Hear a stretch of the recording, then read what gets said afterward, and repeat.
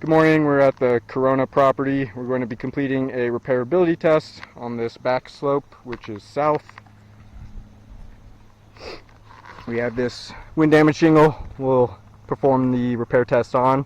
I've identified the damaged shingle with an X and then marked up all of the shingles surrounding that damaged one. I'll give you an overview of all of those surrounding shingles now before we get started. All of those surrounding shingles could potentially be damaged during the repair test, so I'll show you the results once we're all finished. I'll be using a roof snake, putty knife, hammer, and flat bar.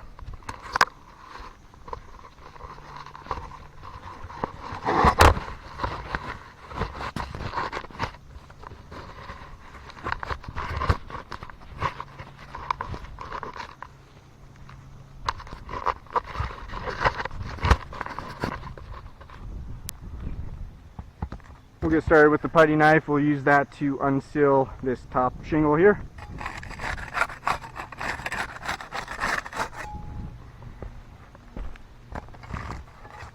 And we'll use the flat bar to unseal the rest of them.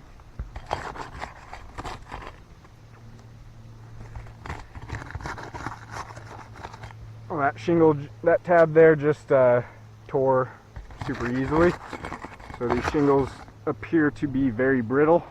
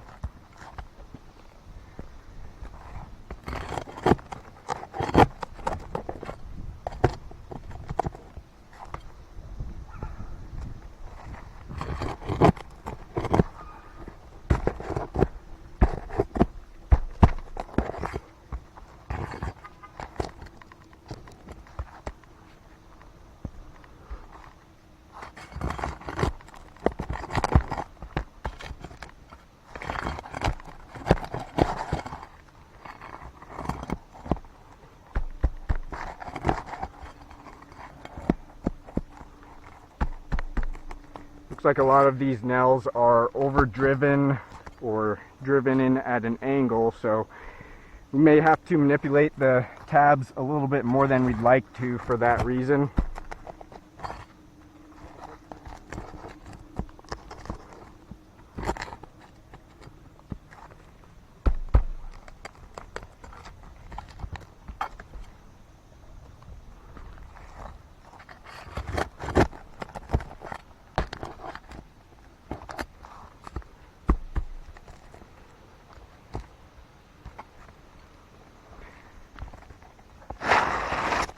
Alright, we got all of those nails, that damaged shingle out.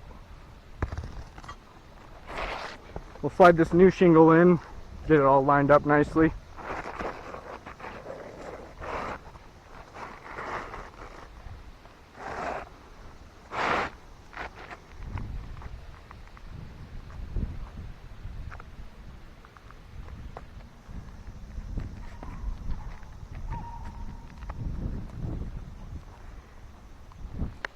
Alright, we'll start getting some nails in there now. We'll be using the roof snake.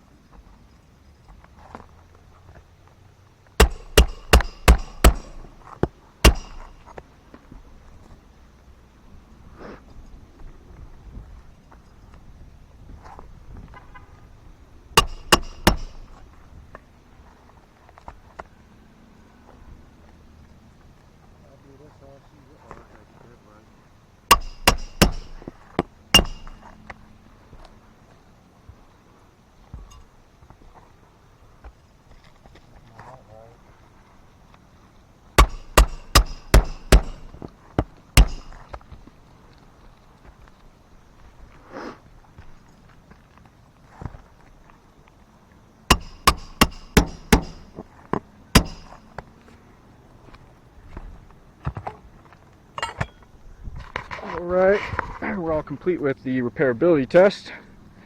Show you the results here. I'll give you another overview of all of those surrounding shingles.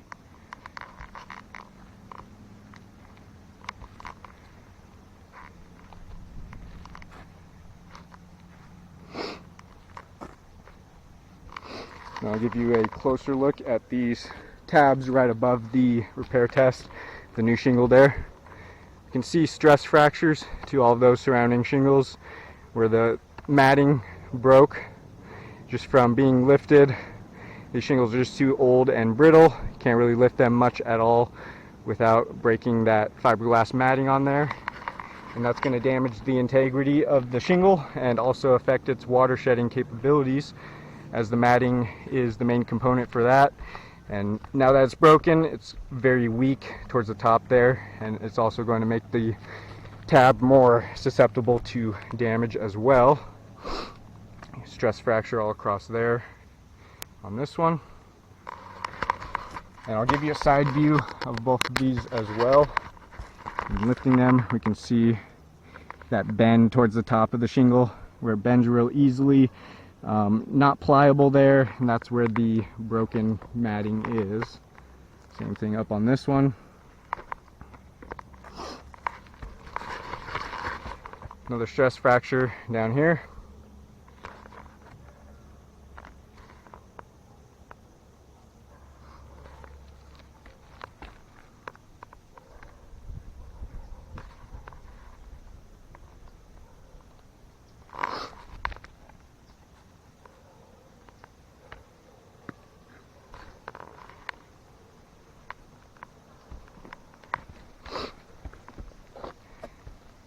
This one's really bad. We can see it's barely hanging on right there where that stress fracture is.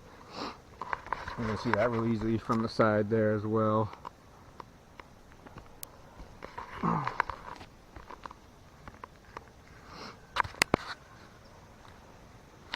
we'll take a look at mat transfer.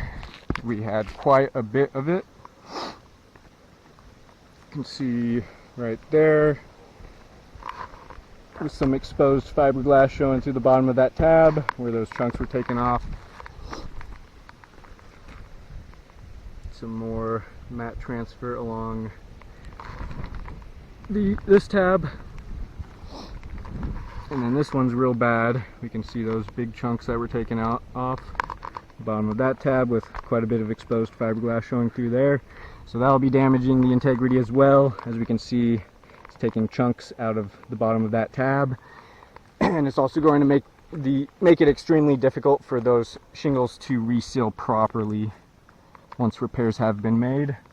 And then we can see quite a bit of mat transfer from this damaged shingle that we pulled out as well. Those pieces, and we can see where those came from, the bottom of these tabs as well. Quite a bit of exposed fiberglass showing through there. And then of course we had this tear just from when trying to get the tab unsealed. You can see it just tore right there real easily, showing that these shingles are just super brittle. And with all of those damages being caused from the repairability test here, which I believe will give us the most accurate results, as we're pretty much simulating an actual repair, doing all the same motions, manipulating the shingles the same way you would for an actual repair. So we should have the most accurate results, and we can see all the damages that were caused if repairs were to be made. We can see stress fractures, this tear, and all of that mat transfer. And those are all going to be potential leak hazards from all of those damages. So I do not believe that repairs are feasible. As we can see, homeowner here is going to be left with 3 additionally damaged shingles, and they're all going to be potential leak hazards. So if repairs were to be made, we can see the wind damage on this roof is very widespread, and so repairs will be leaving this homeowner with potential leak hazards all over their roof, which would not be indemnification. So with that being said, I do not believe the roof is repairable. I'll go ahead and chalk up all those damages and get some better pictures of those. Thank you for your time.